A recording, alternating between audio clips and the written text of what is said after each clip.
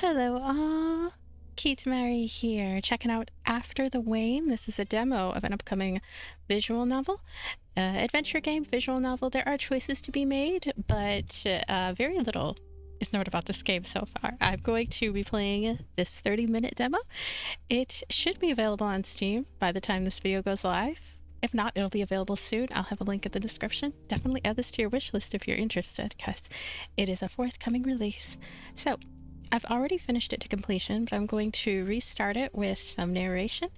Here we go. I'm gonna hit new save.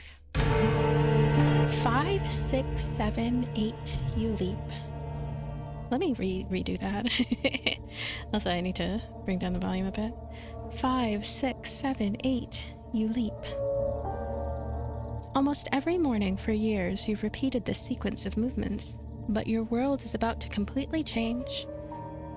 Everything that happened before was simply a rehearsal for what is about to happen. You glimpse the many variations. You know the steps. I have no idea how to say this word. Glissades, demi-pliés, and entrechats. I probably butchered all those. Except plié, I know plié. And yet your feet seek out the warmth of familiar tracks. You imagine them, left by a mother you never knew. Before you, an inescapable chasm. Spread your wings or put down your roots. Spread your wings. You spread your wings. Why hesitate? You're ready to fly. You are alone, but you soar above. Here, nobody can reach you. A page turns. A grand sorry. A fleeting moment before the inevitable plunge in this life that is about to begin. Prologue. Bar. You've just finished your daily exercises when there's a knock on the bedroom door. 3 weeks. 3 weeks without access to a bar, where you've had to make do with the back of a chair, which is far from ideal. 3 weeks scouring the city, trying to find a place somewhere. Then, as the panic sets in, anywhere. You know that on the other side of the door, Andre, your landlady, probably wants to offer you a cup of tea again. You managed to dodge her yesterday and the day before, but sooner or later, you'll have to give in to her request, which isn't exactly unreasonable. Up until this week, she'd left you alone, probably because the other rooms had been occupied by a stream of tourists visiting the city. But with the arrival of September, the house had emptied out, and the old lady's attention had shifted onto her favorite niece's little protege. Oh gosh, look at her face. I like the mixed blend of art styles, too, because this is something that I don't see too often. Just wildly distinctive art styles just kind of crashing together on the same page. We're not yet at the stage where she'd come into the bedroom uninvited. If you ignore her, she'll probably go away. Play dead. You hold your breath for a few seconds. There's another round of hesitant knocks on the wooden door, then you hear dragging footsteps moving away. You can almost feel Andre's disappointment in her gait, but you can't bear the inevitable interrogation you'll be inflicting on yourself if you accept the invitation. You wait a few more minutes to be on the safe side, then you tiptoe your way through the boarding house corridors. You let out a sigh of relief as you reach the street. You're glad to be out of Aurelia's aunt's house. The heavy atmosphere there is starting to get on your nerves. Yes, that and my finances. I thought I'd be fine for a few months with what I'd saved up and the last of Mammy's money. I didn't realize that day-to-day life in a big city would be so expensive. The price of the room is fairly reasonable, but having to eat out for every meal is costing me a packet. I really have to be careful. It feels like my savings are evaporating before my eyes. I'll have to. What's the matter? I don't know. I felt something. Something familiar and strange. It's intriguing. You want to know more. Follow your intuition. You'll never regret it. You start walking again, faster, weaving through the tangle of little streets so characteristic of this part of the city. The rain, which had only threatened until now, begins to pelt down. You huddle beneath your umbrella, determined to find the source of the strange sensation. Your steps take you with a hook to the left and about face to the right toward the heart of the city. You find yourself in a narrow, cobbled street which slopes gently upward, with an inexplicable sense of déjà vu. But this is an area you've never set foot in before. It's so far from the theaters and from the main thoroughfares that join the bridges. There's a guy sheltering in a doorway on your right. He's watching you with disturbing insistence. If the way he holds himself and his general look left any room for doubt, the fact that he's wearing a leotard makes it unmistakable. He's a dancer. Approach him. Hello? Hi, Puppet. Can I help you? That's a peculiar way to strike up a conversation. What is this place? You try to peep behind him, but the room is shadowy. You can't make much out. Still, it looks a lot like a theater foyer. Foyer? Foyer. He watches you with an amused smile. I'm a dancer, and you're not hiring by any chance? I suppose you just arrived in town. He continues before you can even open your mouth. It's funny that you found this place by chance. That doesn't happen often. However, I'm sorry, but I need to get back. Forget about it. The man seems determined to change the subject. You're not going to get anything out of him. You can always ask around and come back later. I need to get back. He shuts the door and turns the lock. You stand on the porch in the rain for a minute. Then you back up to study the building. It's clearly an old building, but nothing leads you to suppose that it's hiding a theater. Crushed by this new failure, you decide to continue up the street. It's weird. I feel like it comes from this place. You look around, searching for the street name, but on one side the sign is missing, and on the other, rust has eaten away the enamel, making the letters illegible. Well, you'll have to remember the way. The rain hammers down. You need to find somewhere to take shelter if you don't want to be completely soaked. Your little umbrella isn't enough to protect you. You dash inside the first cafe that looks open. Before realizing your mistake, the cafe, which is in fact a pizzeria, is not open at all. Metallic noises mingled with Italian expletives come from the kitchen. You're about to turn back when a pretty tabby cat rubs itself up against your legs with a plaintive meow. Meow. Wait, what is plaintive meow? I think it's like meow. Try to pet it. You bend down to pet it. The creature rubs its head against your hand, purring emphatically. Hello. I see you've met Fangio. We haven't been able to get rid of him since my sister started feeding him. You're here about the ad, right? Take a seat. Enzo, there's someone here about the ad. The noises from the kitchen stop. Someone for the ad? A middle-aged man, rigged out in a ponytail and Hawaiian shirt, enters the room, clutching a wrench. Maybe it's not a Hawaiian shirt yet. It's still in the makes. Did we post the ad? I don't know. Never mind. The wrench goes from one hand to the other. Then the man with the ponytail sits down across from you, while the other disappears into the kitchen. Sorry about the noise. The macchina per espresso is shot. Macchina? I don't know. I'm Enzo. Are you here about the ad? What ad? Aha, I was thinking we hadn't posted the ad yet.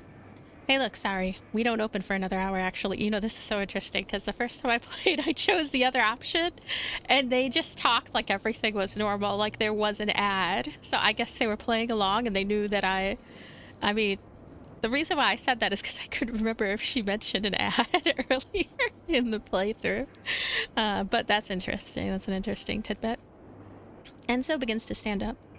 Wait, are you looking for someone? Considering the worrying state of your finances, you probably got nothing to lose trying your luck. Oh, are you looking for work? It's simple. We need help waiting tables, especially weekends and evenings. Have you ever done that? Yes, I've had several waitressing jobs, but in cafes. Well, this is a restaurant, but it's not so different from a cafe. Aspetta. Enzo had just noticed the cat, which has perched on one of the tables and is giving itself a good wash, getting in the way of the table settings. Aslan. What? Can you put the cat out, please? He's managed to get into the dining room again. Ever since Aslan's sister started feeding it, we can't get rid of it. Enzo hesitates for a moment before asking loftily, Ahem, tell me, where do you see yourself in 5 years? Cut the crap, Enzo. Tell her you'll take her on a trial basis. Take her on a trial basis. This isn't a recruitment agency. Yeah, you're right. It's ridiculous. How many hours a week could you do? At the moment, I'm free a lot of the time, but that could change. If it works for you, we'll start you off with 3 evenings plus weekends, and we'll adjust it according to your availability. Okay. Can I see your ID, just to check your age? Yes, of course. You rummage through your bag and hand him your ID card. Magdalena? Just Lena. Don't say anymore. Well then, welcome aboard, just Lena. Enzo offers you his hand. You shake it almost instinctively. Right away? When can you start? Right away? Great. Service starts in 1 hour. There's lockers for your stuff in the cloakroom. Aslan, have we got any small-size aprons left? It's the end of the shift. You join Aslan, who's smoking a cigarette in the restaurant's backyard. You're exhausted. You only smoke very occasionally, but you figure you could really do with one now, too. You sit on the steps facing him. Is it like that every night? Yep, not exactly restful, is it? We're by far the cheapest restaurant in the neighborhood. Enzo insists we keep the prices affordable. So we've a full house every night. Victims of our own success, he says. But I hope that won't put you off, huh? We really need the help, as you can tell. Aslan chuckles. You can count on me. Just as well. Tell me, what do you do when you're not juggling 6 orders and 3 pizzas at a time? I'm a dancer. Ah, that's why you've moved here. Yes. It's not easy to make your mark in the art communities. No, but I'm not gonna give up. No, it's tough, but I'm not giving up. A sigh escapes you before you can get a grip on yourself. Anyway, thanks for the job opportunity. My savings have just been melting away. Oh, it's not me you need to thank, it's Enzo. He's the boss. Tell me, have you heard about the Neighborhood Association? The Neighborhood Association? Yes, it's called the St. Louis Circle. We rent a place on, well, St. Louis Street. There's quite a few activities, especially the dance club. That's interesting. Oh, that's interesting. Well, we're having a neighborhood dinner for the association's new season, 2 weeks Saturday. In any case, Enzo's closing the pizzeria to be there. And Samira has requisitioned the kitchen to make samosas. Samira? That's my sister's name, the former waitress. And trust me, you really don't want to miss out on Samira's samosas. Samira's samosas. In that case, I guess I don't have a choice. I'm forced to accept the invitation. The door into the yard opens and Enzo sticks his head out. Lena? Yes? I've printed your work contract. Do you want to take a look and get it signed? I'll be right there. Aslan gives you a smile as you follow Enzo into the office. Act 1. Miss Sadier. The corridor light comes on and the door to Andre's apartment flies open. It's after midnight. You're just back from work at the pizzeria, and after a week at this pace, you only dream of one thing, going to bed. Could I speak to you for a minute, please? Can it wait until tomorrow? The old lady looks outraged before she says in a bewildered whisper, I'm worried about you. Okay, but be quick. Oh, see at the top here, there's stuff that lights up. And I'm curious what that means. That's, I guess, where our choices that we make along the way are being factored into an outcome. Okay, but be quick, it's late. You haven't got the heart to send her packing, but you're not going to put up with this kind of intrusiveness either. Seeing as you seem more interested in doing I don't know what with I don't know who, I picked up the phone and made a few calls. I've got a list for you of companies to contact. Thank you. You're welcome, but try to make good use of it. She holds out the list. You take it. It's late. You're keeping me up. If you'll excuse me. She leaves you standing with your list and your guilt. You climb the stairs, go into your room, and flop down on the bed. Aren't you going to look at the list? I just need a minute. You let out a long sigh before turning your attention to the list. The outpost. Does that mean anything to you? I don't know. The name gives me a feeling of déjà vu. That's it. Anyway, I certainly haven't put out feelers there. Do you think it might be a lead to your mom? That would be strange, wouldn't it? I was adopted by my grandmother a few days after I was born. There's no chance I could remember anything about her. But your grandmother might have mentioned her in passing. Maybe. I don't know. It was a long time ago now. Whatever it is, it's definitely worth a shot going to knock on that door. Yes, Andre's written down that they're auditioning apparently, and in any case, it's the only address on the list I haven't already checked out. When will you go? She's written that the first session is on Thursday afternoon. I'll call tomorrow to confirm. Thursday. After losing your way 3 times in the tangle of narrow streets, here you are looking at the outpost. You immediately realize that this is the mysterious theater you'd tumbled across 2 weeks earlier. Unlike your last visit, the place seems far more vibrant, almost welcoming. There's a buzz inside, as if the place had just opened up after the summer break. You push the door and find yourself transported to an unexpected world. It is indeed an old theater, but it emanates an aura of sanctity that you can feel almost physically. It's far removed from the modern buildings you're used to, and even the National Opera, with its gilding and rococo marbles, didn't have this effect on you. You're so absorbed in contemplating the Art Deco woodwork and furnishings that you don't notice the two young men who ask you if you'd mind getting out of the way. You apologize and take a couple of steps back. Your attention is drawn to the clothes rack they're moving, from one wing of the theater to the other, groaning under the weight of the colorful, glittering stage costumes. On your right, a group of young women are disappearing into the corridor to backstage. They must be auditionees. On the other side, behind the box office, a middle-aged woman is checking a list. She doesn't look like your typical office clerk with her stern aspect and the skirt suit that screams high-level job, but lacking anyone more amenable to talk to. You approach her anyway. Hello? Just a moment. She doesn't seem in any rush to answer you. 2 minutes later, she's still absorbed in her list.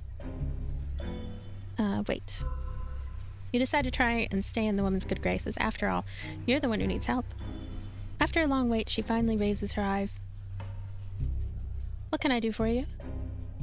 Well, I'm a dancer. I'm here for... You're late. We're about to start. Have you got your resume? Late? It's at least half an hour before the time Andre had written down. You rummage through your bag and place the precious document on the counter, trying not to panic. A hand sneaks in from your right and takes the paper. You turn and find another woman with a dancer's physique, but middle-aged, has crept in close to you. Her ice blue eyes carefully study your feeble list of professional experiences before they come to rest on you. She gives off an aura of authority. She seems to think deeply for a few moments before tersely revealing her decision. Follow me. Then she adds to the woman behind the counter, Lydia, could you send Arnaud to the big rehearsal room, please? Without a word, Lydia picks up the intercom. The other woman is already being swallowed up into the depths of the theater. The theater?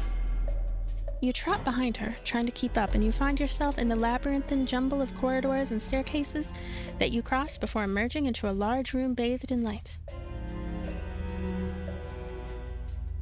A man in a tweed suit, with a mustache and small round spectacles, leans back against a half-open window, smoking a cigarette. Seeing you enter, he nonchalantly tosses the butt outside before he seats himself at an old baby grand piano. Grasping what you're expected to do, you start getting ready to dance. She nudges your shoes disdainfully with her toe. You won't need those. Be surprised. I'm dancing barefoot. Yes. This additional difficulty doesn't delight you. As you're trying to find the words to argue, a young man enters and strides across the room. You realize immediately that it's the dancer you met the other day, who in all likelihood would be Arnaud. Deborah? Arnaud, show her the duo. Arnaud quickly explains the choreography to you. You nod your head, trying to memorize the different moves you're going to do together. His confidence in the way he takes the time to let you digest the information, checking that you understand each step, is very reassuring. Deborah comes over several times to pick you up on your position or timing. You correct yourself as well as you can. You know you're putting yourself on the line for a place in this company, the only one that's given you a chance up till now. Then Deborah signals the pianist and you begin. Arnaud is watchful, attuned. He knows the routine perfectly and does everything he can to make things easier for you, which isn't a simple task. Everything is unusual, between the strange rhythm of the music coming from the piano, this series of movements which questions every academic certainty that had been etched into your body year after year. You and you waver over a fragile line between sophistication and animality. In his arms, you fly and drop with the lightness of a swallow and the power of a hawk. Deborah interrupts you, asks you to reposition yourself. You don't understand what's wrong. Her instructions are so strange and counterintuitive. It's hard to understand exactly what she expects of you, but you have no choice but to trust her. You put yourself back in position and you begin. And suddenly time twists into creeping contractions. Nothing exists but the knot and the root. chemical wedding between you and the night.